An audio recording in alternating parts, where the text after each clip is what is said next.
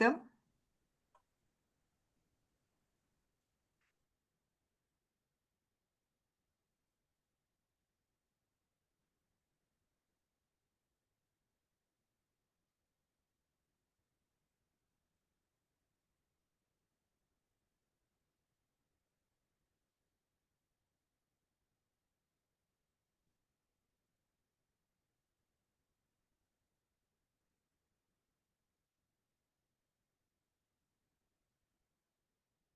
Dawn, a new horizon of healthcare delivery and patient safety.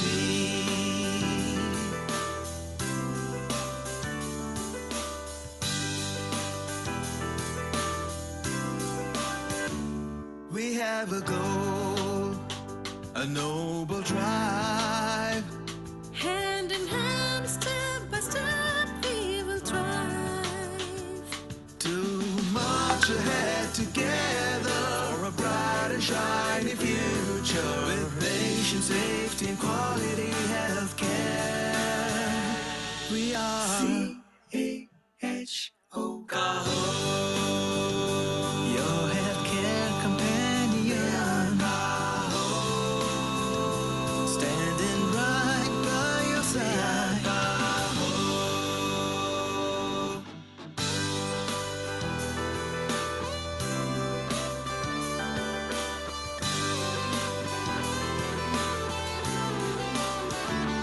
Joining hands for building a vision, shaping a culture for patient safety. Setting up standards with best foot forward. Won't ever leave no stone unturned. We wear our pride on our sleeves, walk with passion like a breeze, training people, enhancing their skills, spreading the message of quality healthcare for safer patient care, a better nation. We have a goal, We have a goal, a noble drive. noble drive. Hand in hand, step by step, we will thrive.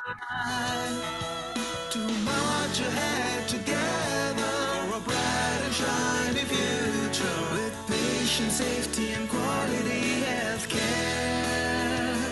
We are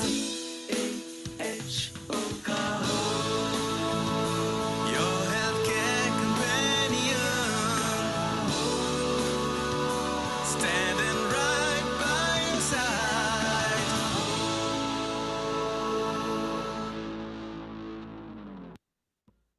Good evening, friends.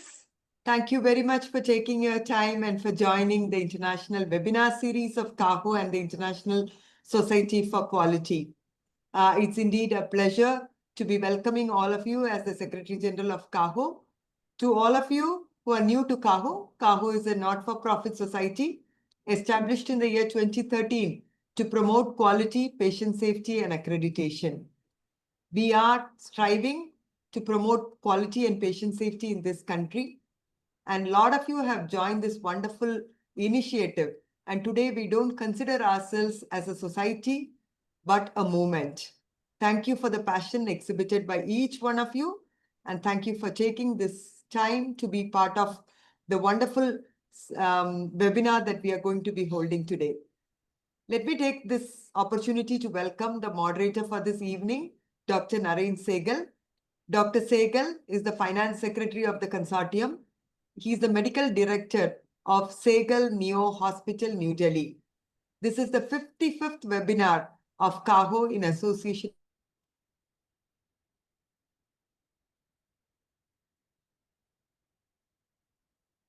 with ISQua. All the colleagues, it's the National Doctors' Day. Happy Doctors' Day to all of you. And I'll hand over to Dr. Naren Sehgal to take this forward. Over to you, sir. Thank you so much, Dr. Lallu. Good evening, India time, for all of you, and good morning and good afternoon for those who belong to different parts of the world, and that's what the time is there. It's an honor to welcome you all to this vital discussion on sustainability in healthcare, a subject that is no longer optional but existential. Healthcare systems across the world are striving to improve quality, equity, and access. But increasingly, we are recognizing that care must not come at the cost of future generations.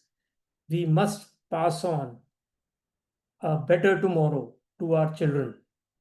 Sustainability is now a core pillar of healthcare quality. Globally, healthcare is responsible for nearly 5% of total carbon emissions.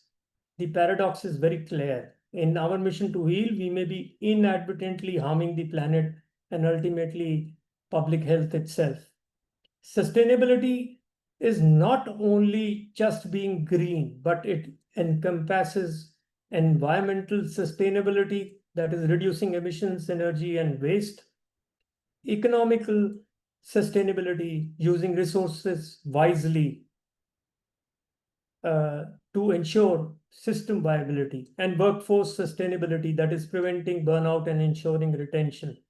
And crucially, clinical sustainability, that is delivering evidence-based, high-value care that avoids overuse and misuse.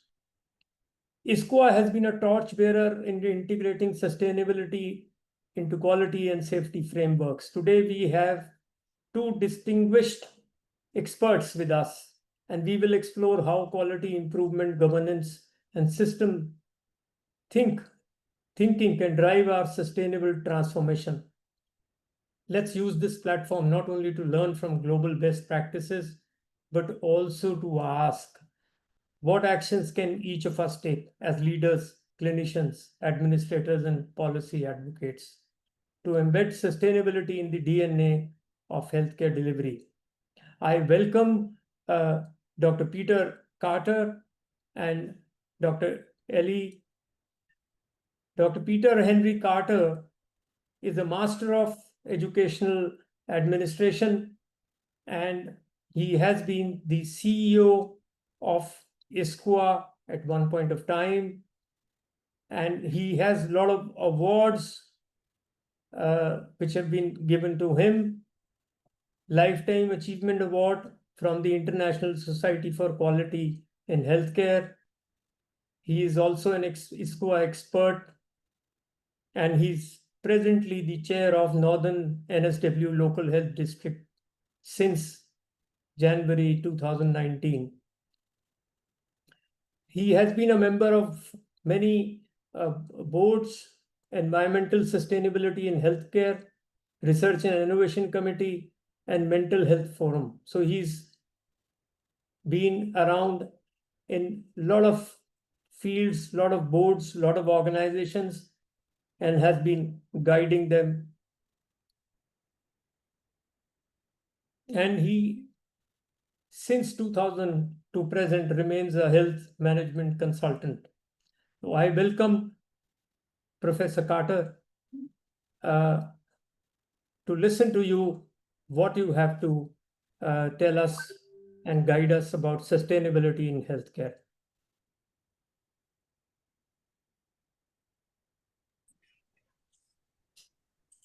Good evening to you all. It's wonderful to have representatives here from over 25 different countries across the globe. This is truly a worldwide community of interest for healthcare safety and quality. It brings together people to learn from each other's experience about making a difference to the lives of the people in their own communities. It's a tradition in our country to acknowledge the traditional custodians of the lands and waters on which we are speaking to you tonight. We come from the land of the Bundjalung Nation, the Aboriginal nation who are the traditional custodians of lands where we are, the oldest living continuous culture on earth.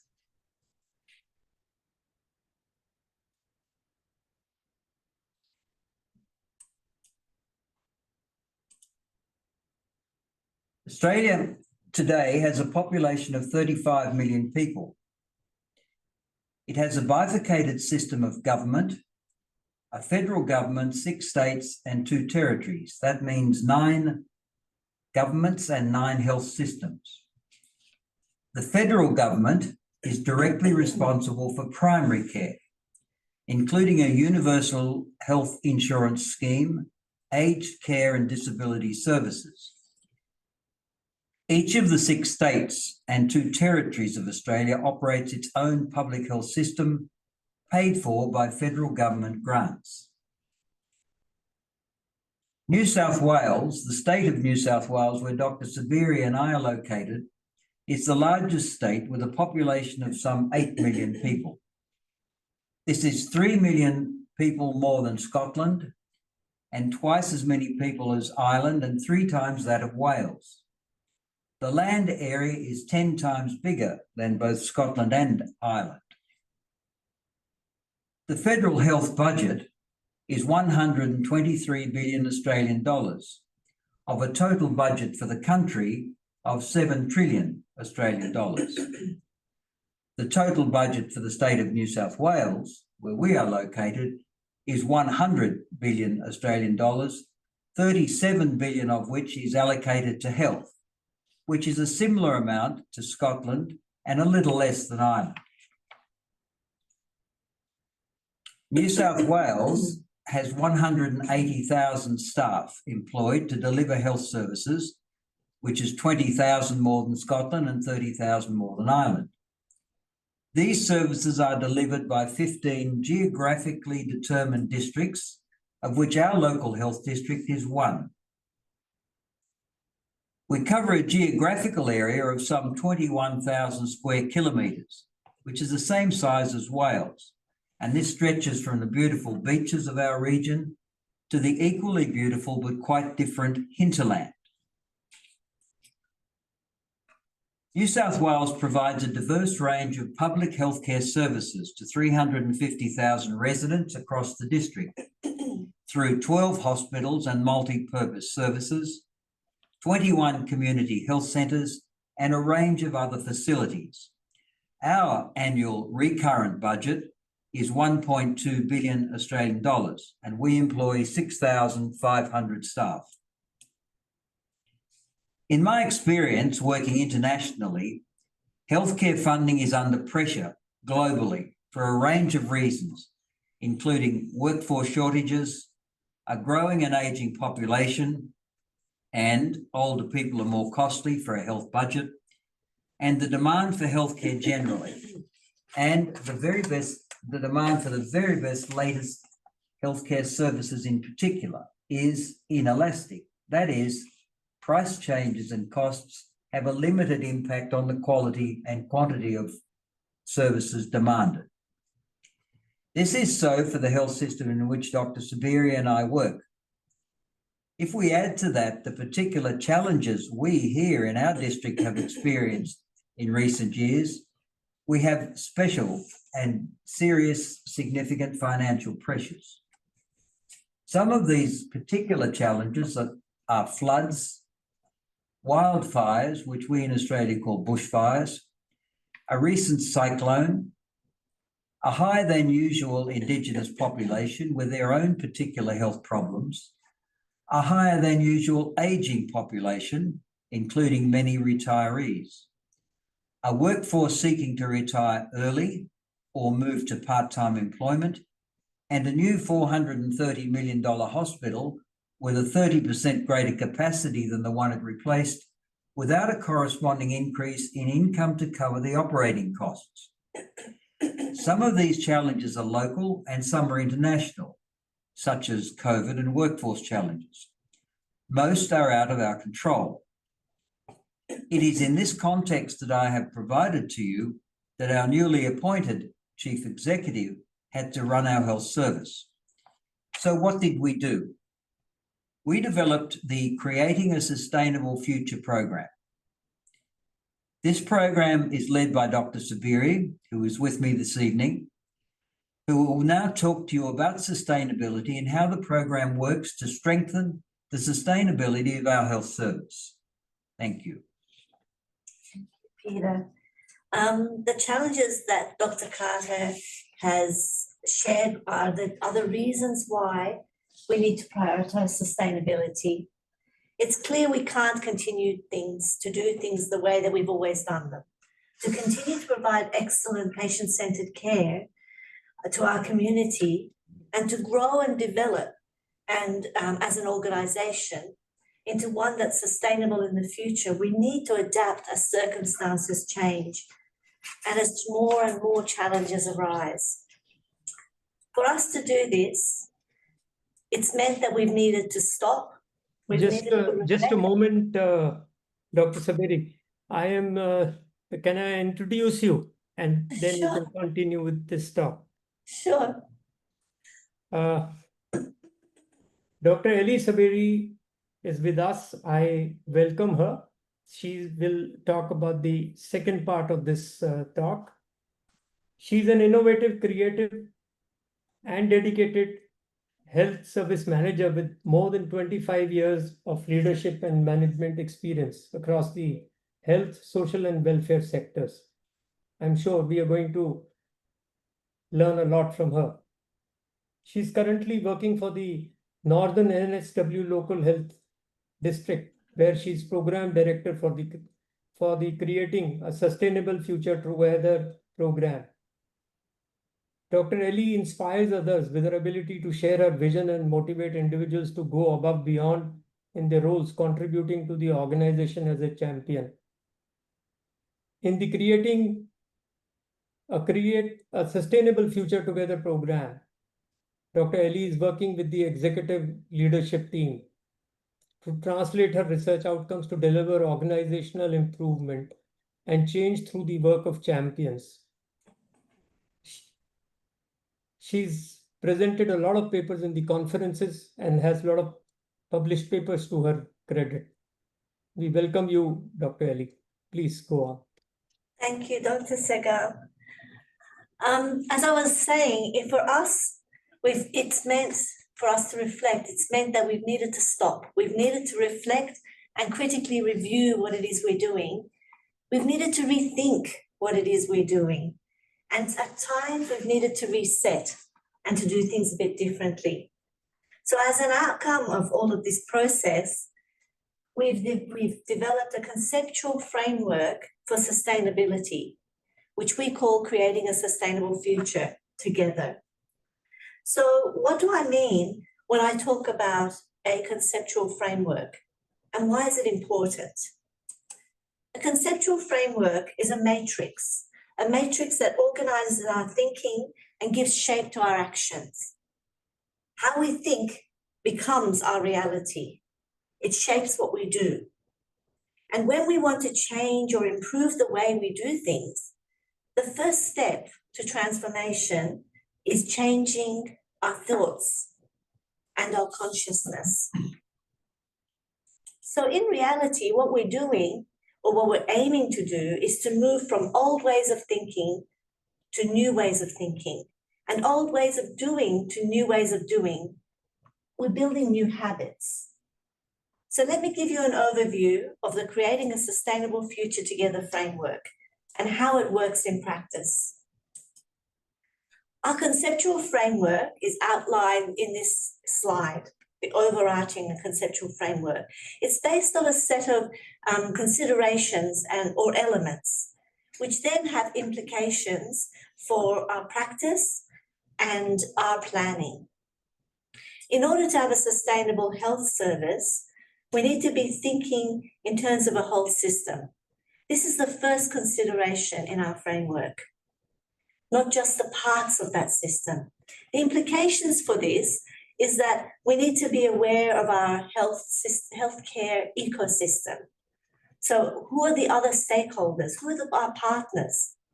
And the role that those partners play and how it relates to our role as a health service, and how collectively we make a difference to our community's health.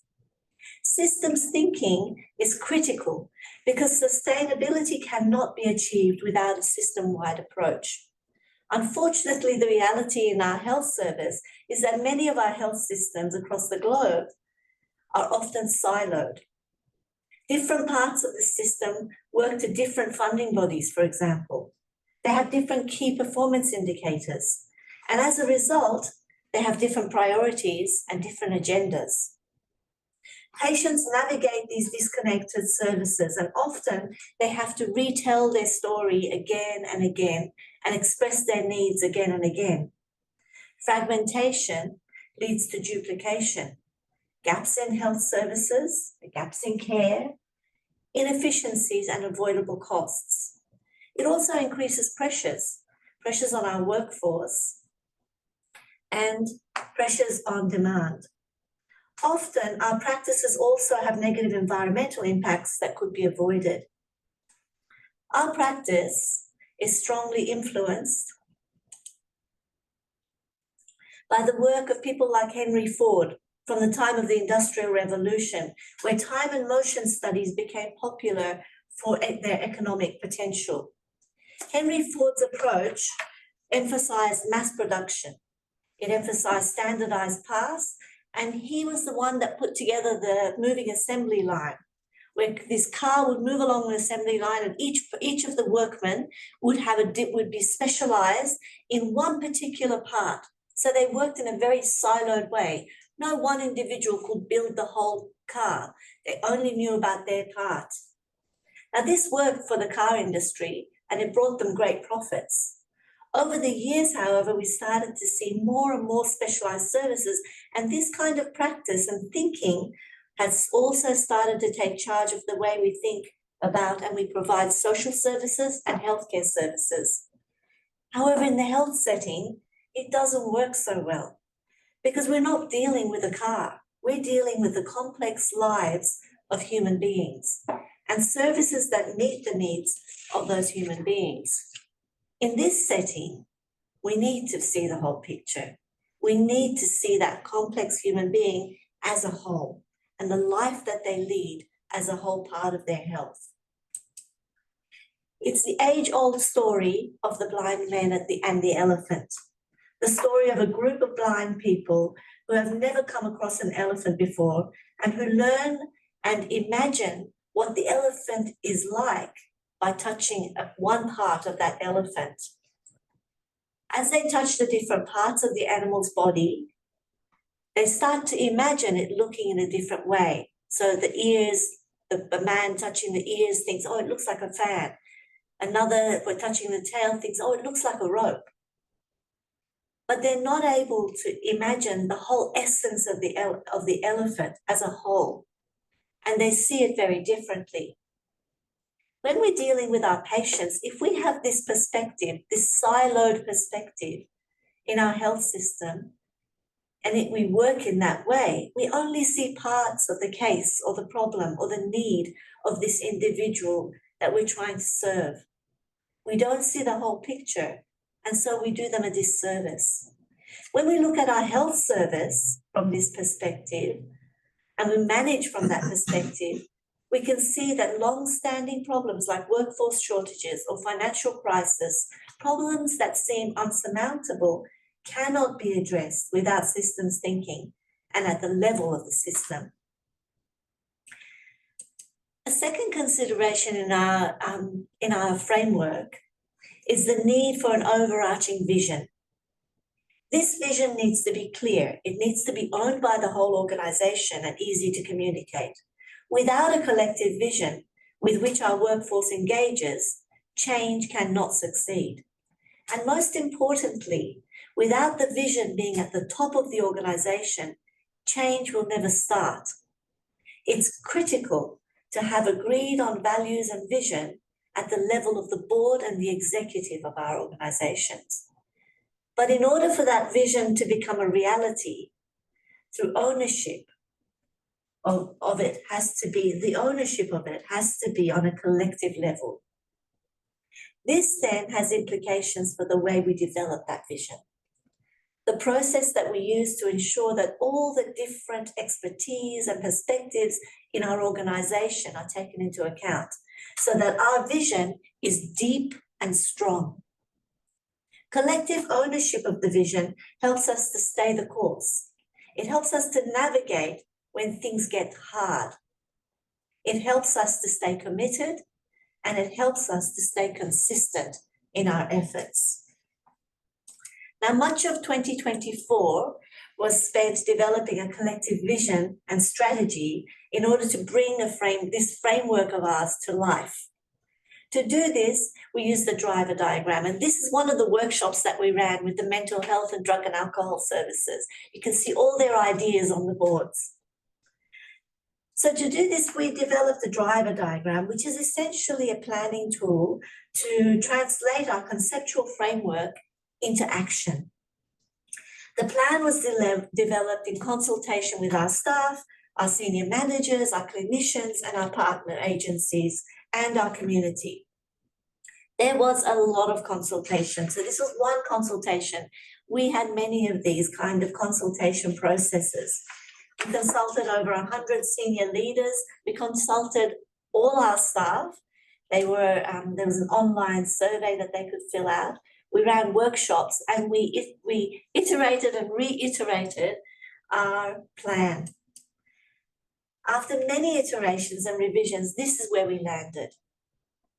The vision building process has ensured that everyone across the local health district has contributed to the vision, had the opportunity to contribute, and is able to be clear about how their individual work can align and contribute to achieving that vision.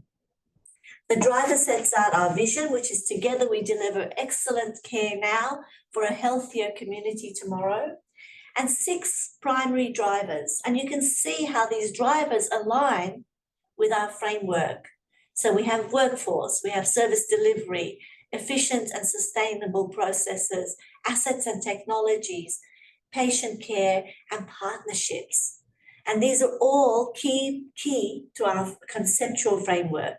But now here, they're getting turned into our actions. Under these primary drivers are our objectives or our secondary drivers, which means that for us to achieve those, in order for us to be able to achieve our drivers and our vision. And then we have actions. Plans at all levels of the organizations are aligned with this driver diagram. The local health district's operational plan. The local health district's strategic plan has all its strategic priorities aligned to these 6 drivers and this vision. And each directorate's operational plan, each service's work plan, and each individual's work plan is now aligned to all of these drivers. In the past styles of management, leaders would make a decision about where the organization was to go and how it would get there. They would communicate this decision to staff, and all would be expected to align with it and work towards it. Of course, this didn't always work.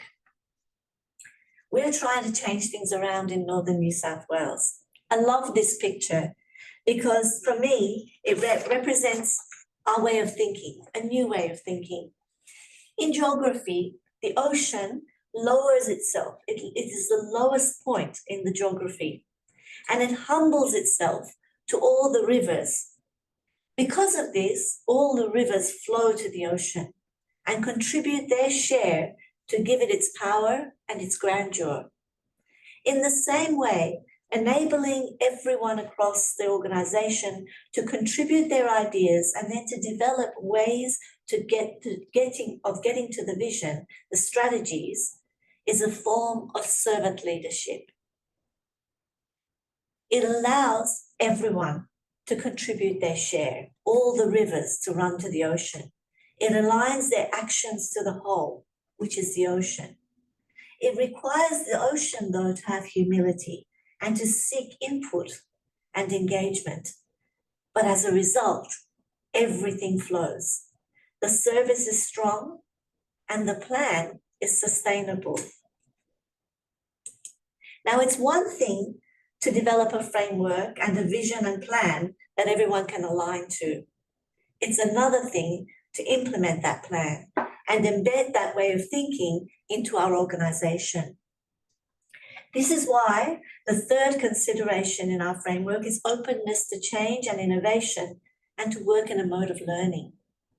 The implications of this is ensuring that we use data, ensuring that the most current empirical evidence is used to drive innovation and responsiveness, and that we are using adaptive change frameworks and working in cycles of action, reflection, and continuous improvement. And this is where strong change management methodology and a team to enact it comes into play. In Northern New South Wales, we have put a 3-year program in place called the Creating Sustainable Future Together program. It's a small team that are bringing this vision into reality, helping the organisation to do that.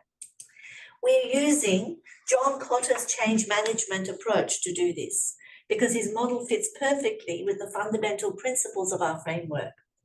John Cotter's process involves 8 steps that need to be taken to bring about improvement or change.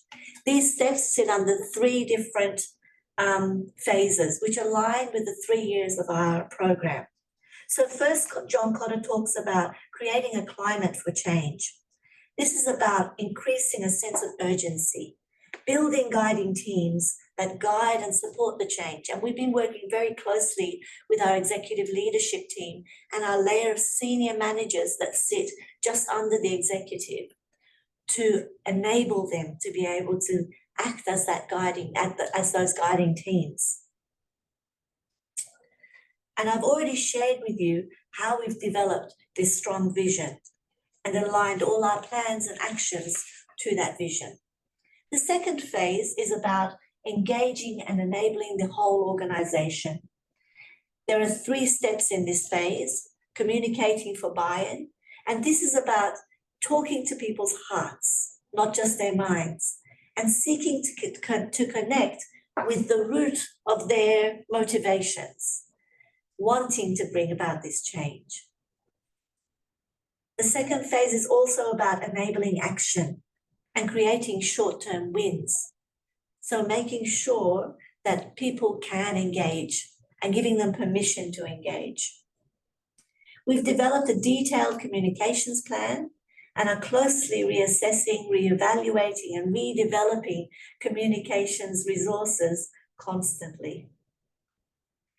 Last year, we visited every site and directorate with a roadshow to share the outcomes of the first year of the program, to celebrate the wins and engage people, engage our staff to take part in this change process to bring about sustainability.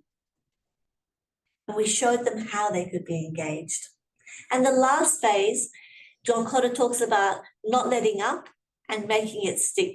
He says you need to implement and sustain the change. And the way we've done that is through aligning all our plans, aligning our governance structures and our delegations with the Creating Sustainable Future Together framework. Now, another consideration, one of the most important of our framework, is our workplace, the culture, the environment, and the most valuable asset, our workforce. We know that burnout rates in healthcare exceed 40% globally. Burnout is common and it's costly. A positive culture doesn't just improve morale, it gives us better clinical outcomes. So how we do this, how we do things, is more important than what we do. It's about the faith we have in the capacity of one another, the positive collaborations that we establish, the workplace environment that we establish. These are the things that are extremely important. That's why it said culture eats strategy for breakfast. Having a good culture is closely linked to our capacity to be open to transformational change. And that is only possible if we ensure that we give agency to people to innovate, act, and learn. The strategy we're using to do this is to work with champions. I've recently completed my PhD on the topic of champions who bring about practice and system change within health services. The champions I investigated in my research were implementing and embedding domestic violence or intimate partner violence routine screening into their emergency departments. Now, with the Creating Sustainable Future Together program, we are trying to translate what I found in my research to bring about whole of organization system and practice change and improvement through the work of champions across the local health district. So let me share with you what we've learned to date and how we're working with champions to do this, and what we learned about champions. So when I talk about champions, in essence, I'm talking about an individual that emerges formally or informally to facilitate system and practice change by gaining support, by overcoming resistance, and ensuring effective implementation. Through the research, I found that there were 3 things that motivate champions. The first was forming an identity as a champion, but also as part of a group of people that were learning together about bringing about a change that they were passionate about. The second is the desire to make a difference. Champions spoke about wanting to be part of something bigger than themselves and bigger than what they did in their day-to-day work. One of the champions said, "I'm motivated because I know that what I'm doing can make a difference for others." For other champions, setting a legacy to make things better for the future generations was important to them. Others said that they desired to provide quality care. One manager champion shared, championing provided not just a data gathering exercise, but a supportive intervention for people. So that represents to me a much more significant and proactive kind of participation. So they were really passionate about what they were doing. Champions used a variety of strategies to bring about change. Cotter talks about communicating to people's hearts and their minds. Champions did this through telling lots and lots of stories. They told stories about good patient outcomes that had been achieved through the screening practice, for example. And they raised awareness about the why this was needed, this process was needed, and why it was important. And over time, the culture began to change because people could see that they were making a difference. And so their hearts became engaged, as well as their heads. They were no longer doing it because they'd been asked to by their manager. They were doing it because they wanted to do it. Champions raised awareness in a way that was sensitive to the needs of the listener. It went back to the reasons why. They went back to the reasons why on an ongoing basis, and they were mindful of individual barriers and sensitivities. Champions celebrated all the wins, and they provided rewards for those wins as they went through the journey of change. One of the nurse champions said, "You can't just tell them to do it. You've got to get them to understand why they should do it. You've got to help them break down the barriers to why they can't do it. And everyone's different.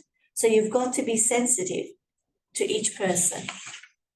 So champions had compassion in their support of their colleagues.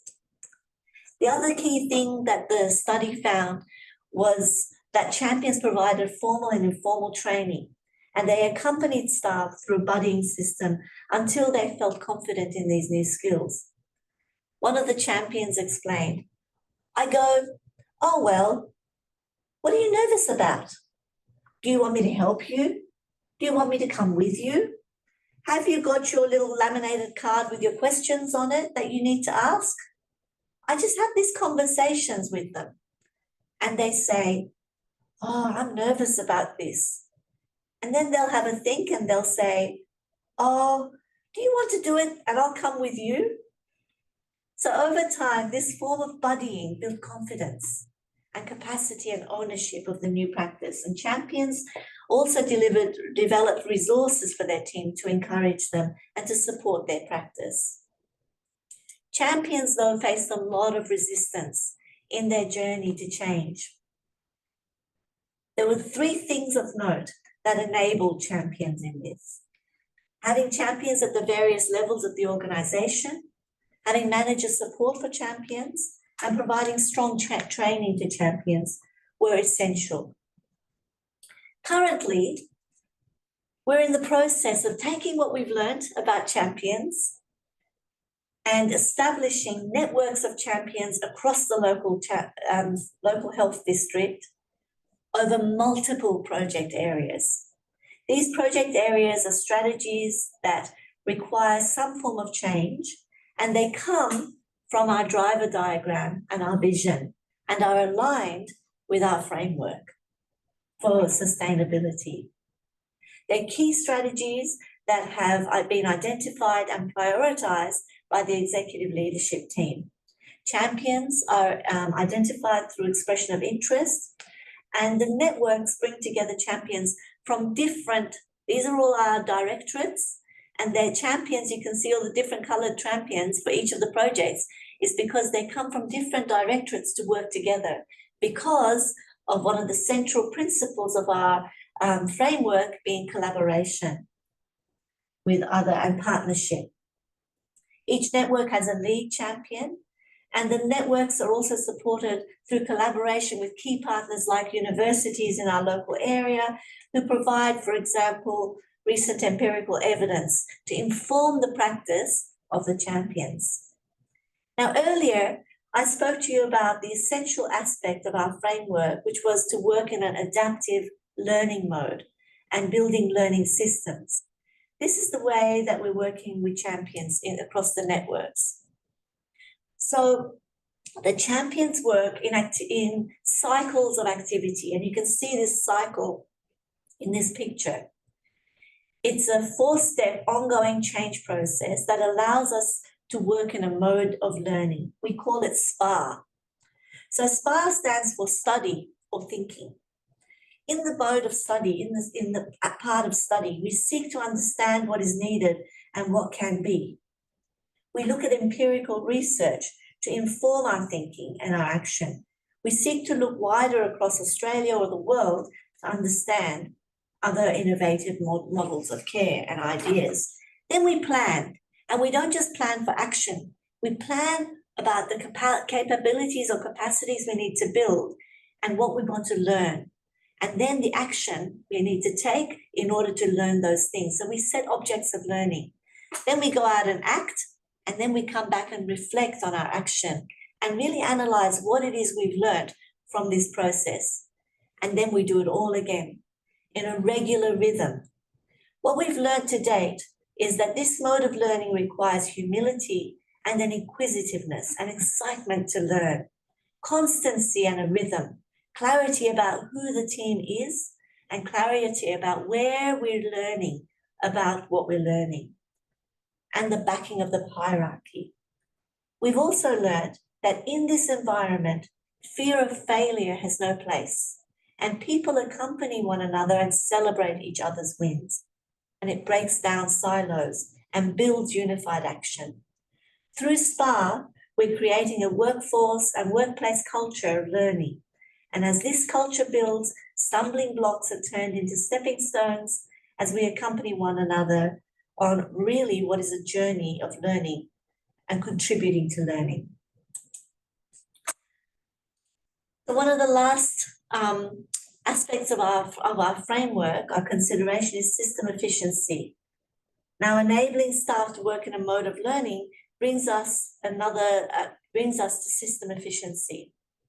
This is about streamlining workflows, reducing waste, and optimizing resource allocation. We've learned this through a program that we've recently done in the last year, an example of how we're doing this. A year ago, our briefing processes were quite delayed, and there wasn't transparency. We were getting a lot of briefs to our executive leadership team, and the turnaround time on briefs were very slow because decisions weren't being made at the lower levels. The lower levels of our management didn't have the delegation to make quick decisions. And so what we did was we brought together a number of stakeholders, key stakeholders, to think through how to solve this problem. We developed an online SharePoint portal with a briefing form. The form now provides transparency because people can track their brief. They know exactly where it is and they know who it's sitting with. There's a time frame for a response. And when a manager gives a response, they have to provide a reason for their decision. The executive leadership team also has an oversight of what's happening with these briefs, and so can step in if briefs are not moving along in a timely way. So this process has enabled efficiency to the system to occur. The last three considerations in our framework are collaboration and partnership, financial sustainability, and environmental stewardship. Collaboration and partnership are central to our framework, and these considerations need to be translated in our thinking and our action. No single organisation can solve complex health challenges. This has implications in our models of care and building integrated service design focused on patient-centred, value-based care, ensuring access and equity, and of course, safety and quality. Partnership with other sectors, as we said before, is important because it's the only way we can have sustainability. Financial sustainability, of course, is a principle that we need to ensure our services are cost effective. We are spending public funds and we need to ensure that we're spending them wisely and that we can continue to have quality and safe services for future generations. We also know that sustainability needs to encompass our responsibility for environmental stewardship. We know that healthcare is responsible for more than 4% of global emissions. We can make a lot of difference in the environmental footprint. The goal of this 3-year program is to embed these principles and elements into everything that we do in Northern New South Wales Local Health District. It needs to become who we are, what we do, and what we're about. I've presented to you the theory, and I'm not sure how much time. Do we have Dr. Segal? Do we have another 3 or 4 minutes, or do I need to finish? Sorry, you're on mute. Yeah, if you can just finish it quickly. Is that okay? Sure. So I'll share with you, I wanted to give you some case studies on what this means in practice. So the first one is our digital health solutions. Our digital health solutions, there's two. There's an overbed cameras, and the other one is a remote access program. These provide access to people who live in rural areas to specialist services. So one is when they go into hospital in an acute setting and they have an acute episode, the overbed cameras link them to tertiary centres so they don't have to travel. They get assessed and reviewed in their local hospital close to their home. The second is the remote access program. So they can go to any of our sites and access our computers and our internet to have telehealth with their provider in what would take them 2 to 10 hours of driving to get to. These services are used at least 4 times a day. This service increases access and equity. It increases access to specialist services, brings services closer to home, reduces emergency department presentations, establishes stronger partnerships, and a number of other of the considerations in our framework. The other case I wanted to share with you is the ADHD co-management. So this is attention deficit hyperactivity disorder. In the past, pediatricians could only manage the medications for ADHD patients. And there was an 18-month to 3-year wait list to see a pediatrician. Now, with partnership with these organisations, we've built a system where general practitioners can provide the medication prescription, and the child only has to see a paediatrician every 18 months. If a paediatric review is required, the paediatricians then respond. So this has improved access to care. It's meant that people can pay less and go to their general practitioner rather than having to pay the specialist fees. This project is a partnership with a number of other organisations, and it builds capacity in our general practice workforce, and it enhances patient-centred care. The program is a perfect example of the various elements of the framework coming to life. So in conclusion, sustainability is critical to our ability to continue to provide high-quality services into the future.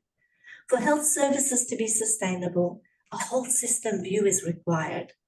Ongoing improvement and change is critical to achieving the outcomes we desire. A new culture, a new way of thinking and working.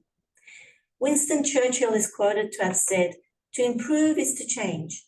To be perfect is to change often." As Cotter reminds us, in a world of accelerating turbulence, staying still is not a wise choice. The status quo, comforting as it may seem, cannot carry us into the future. We must embrace the challenge of change, not because it's easy, but because it is necessary.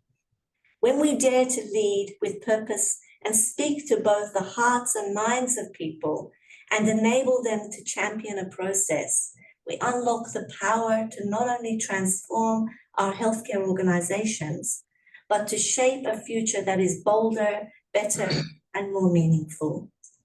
We propose that when building sustainability, the cost of standing still is far greater than the challenge of forging ahead. Thank you. Thank you so much, Dr. Carter and Dr. Saberi. I think a beautiful presentation, and you have given us a beautiful way and a model how to bring in change. You define a change, you implement it, you enable the whole organization into that mood, and that brings in the climate of change. Wonderful. And now it is open to the house for any question answers.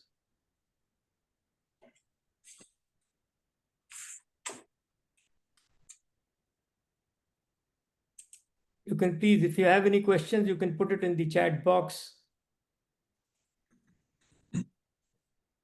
There is one question. Yeah. It says, how can we achieve environmental sustainability both inside and outside the hospitals? In particular, please explain. Do you want to answer them, or would you like me to? Not sure what the question means. I think it's about environmental sustainability. We've actually.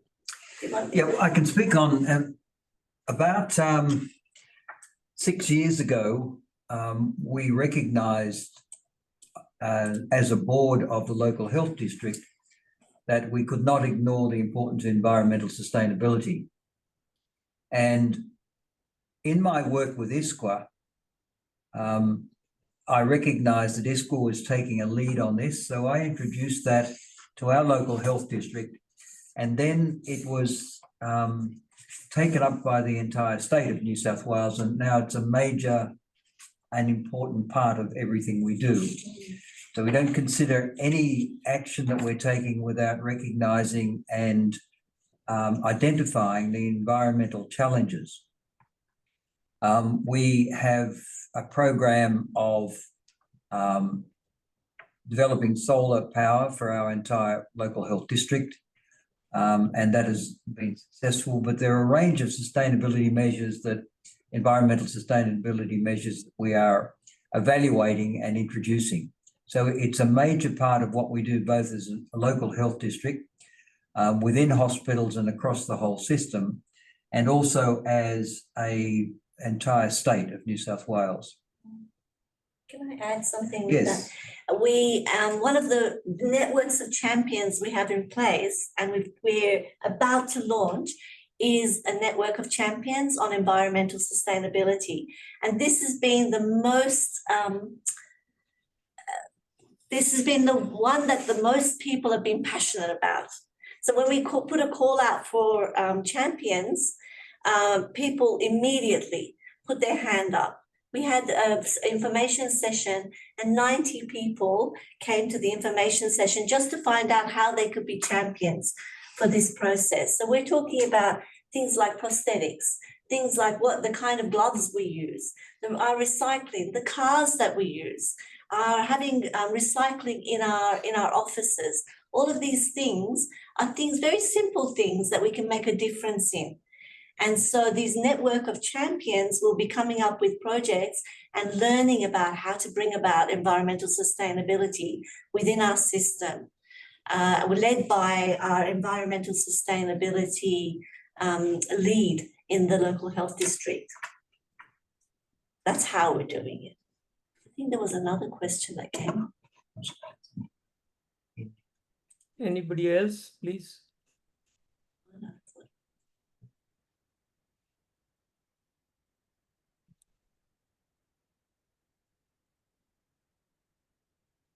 Inside the hospital, and how does it cope with outside the hospital? I'm not sure what that means. Does that mean how we can impact environmental sustainability outside the hospital in the wider community? I think the plan that we have based our plans on the Ministry of Health's net zero framework for sustainability, for environmental sustainability. That plan works in partnership with other organizations. So in my mind, that's how it would be linked to the outside the hospital. Because when we're working with our partner agencies, we have a much bigger scope of influence than we do by ourselves. With our community organizations, with our other government organization, with NGOs. So that's how it links to the outside of the hospital.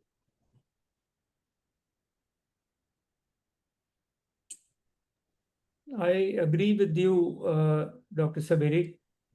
I think awareness is the first thing which has to come. And from that, maybe you can find leaders or champions, as you have stated, and probably they can drive the program. We see a lot of change seen in India also in various aspects.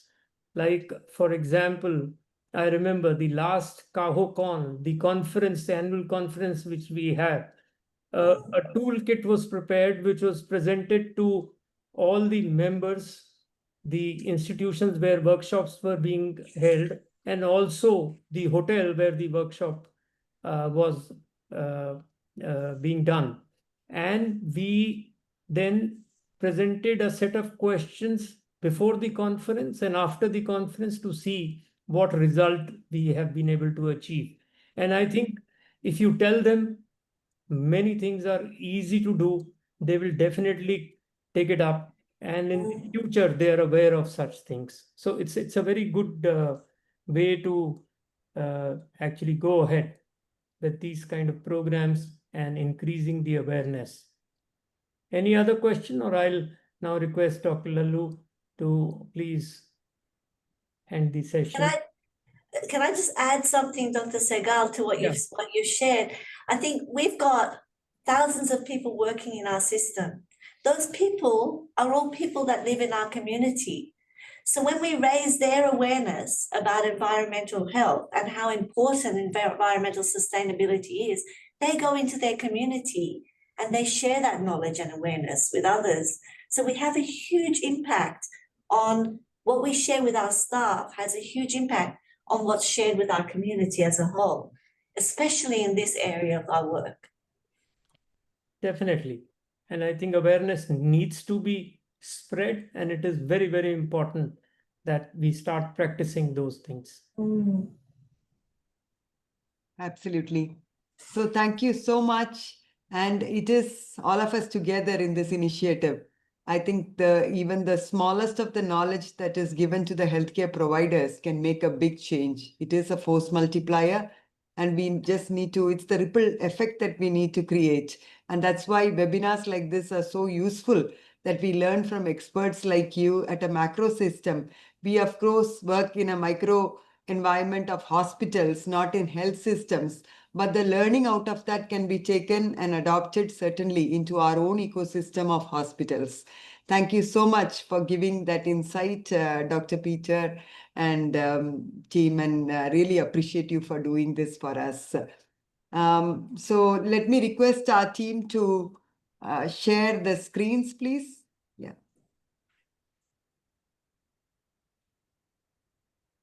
Yeah. Once again, on behalf of the Consortium of Accredited Healthcare Organizations, it is my privilege to hand over this virtual certificate to Mr. Peter Henry Carter for contribution as speaker. And Madam, for her wonderful efforts, we will send the certificate through email. We've had many people listening to this, and this is going to be uploaded in our resource center as well. Thank you so much for taking your time and for sharing your knowledge with the larger community. Thank you. Thank you very much for the opportunity. We've been honored to be here. Thank you so much. Thank you. Yeah, Dr. Ella, for contribution as speaker again, I think it's put as a moderator. Thank you for that. We will correct this and send it across to you. Thank you for having us. Next one, please. Yeah. Thank you so much. So the webinar number 56 is going to be on pre-hospital care, accreditation in pre-hospital care. Speakers, Dr. B.K. Rana, the CEO of Quality and Accreditation Institute, and he's the former director, CEO in charge of NABH, the Quality Council of India. Please block the date and time, the first Tuesday of the month, evening at 5 p.m. Indian Standard Time. The ISQua Fellowship is available for our members at the discount code CAHO 2024. You could use this to register for the ISQua Fellowship. The graduation will take place during CAHO-Con. Next year's CAHO-Con is going to be at Chennai, April 10, 11, and 12. So please block the date, register for this wonderful program and be part of it. Some of our upcoming training programs: 4th July, we have Quality Tools and Techniques. 5th July, we have the Documentation Practices Guide to SOP and Manual Writing. 5th July, again, an online program on patient safety. And 6th July on the digital health standards. Some of the other programs: the basic program on hospital infection control on 12th July, antimicrobial stewardship on the 17th July. If you have not registered, kindly register immediately. Slots, very limited number of slots are available. We have the internal auditor training program. This is a physical program on the 4th of July at KIMS Hospital, Secunderabad. So if you are closer to Hyderabad, Secunderabad, please register for this program. Healthcare and Sustainability, again a physical program, 5th July 2025 at Ruby Hall Clinic, Pune, Maharashtra. Next one, please. Yeah, the Indian Institute of Management, Shillong, and CAHO, we offer the 6-month executive program on healthcare management. The second batch is going on now. It's on hybrid mode. You have 2 contact classes at Shillong, beautiful state of Meghalaya. And this is available, and the next one will be opening out very shortly. About empowering the clinical indicators program, we are going to be having a masterclass with 18 sessions on indicators to track in anesthesia, in higher specialty, surgical, transplant, all that. And if you are interested, please join this program. And we are also doing a free webinar on the 5th and also on the 12th of the 18 mandatory clinical indicators of NABH. The National Certifying Examination for Infection Control Programs, we are having the examination on the 13th September 2025. We'll be closing the applications very shortly. Request all infection control professionals to kindly register for this national level certification. CAHO-ISQua program is open till the 30th of July 2025. So if you wish to have your Central Sterile Supply Department audited, kindly register for this program. We also have the CAHO Student Engagement Committee's annual conclave, CAHO-SACCON. This year again, the theme is Sustainability and Green Healthcare, and the program is going to be at Hyderabad. Apollo Hospitals will be hosting the program. There are 3 pre-conference workshops as well. Kindly register 19th and 20th of September 2025. Next one, please. So CAHO Tech this year is going to happen in Bhubaneswar, Orissa. Kalinga Institute of Technology will be hosting the CAHO Technology event. So the innovation, hospital innovation and early adoption, including the Pitch Fest and startups, will be happening on the 15th of November 2025. CAHO Technology Conference is happening on the 16th November 2025. Please block the date. Thank you. Thank you so much for joining us. Very happy Doctors' Day. And please join the webinar at 6 p.m. Now it's already started. A very interesting webinar on medical concerns. Thank you once again, speakers and Dr. Naren Sehgal for moderating the session so well. We look forward to having you in India. Kindly make yourself available on 10th, 11th and 12th of April. We'll send the invitation. So if your schedules are open, please make time and be with us for our next CAHO conference. Thank you, dear friends, for joining, and really appreciate all the Centers for Quality Promotion of CAHO for joining us from your boardroom, your auditorium in large numbers, and for being part of this wonderful event. Have a great evening and goodbye. Thank you so much. Thank you, and a very happy Doctor's Day to all. A new horizon of healthcare delivery and patient safety.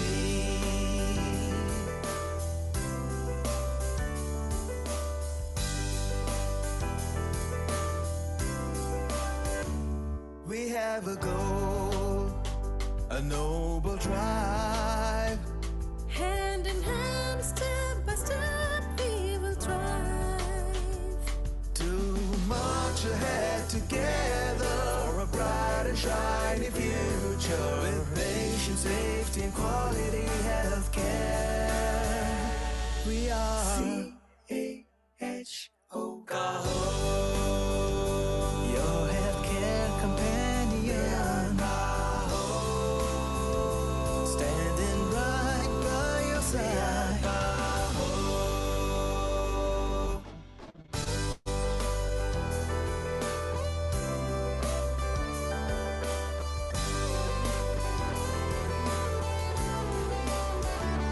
Joining hands for building a vision, shaping a culture for patient safety.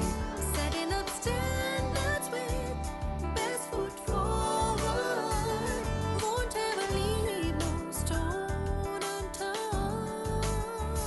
We wear our pride on our sleeves, walk with passion like a breeze, training people, enhancing their skills, spreading the message of quality healthcare for safer patient care, a better nation.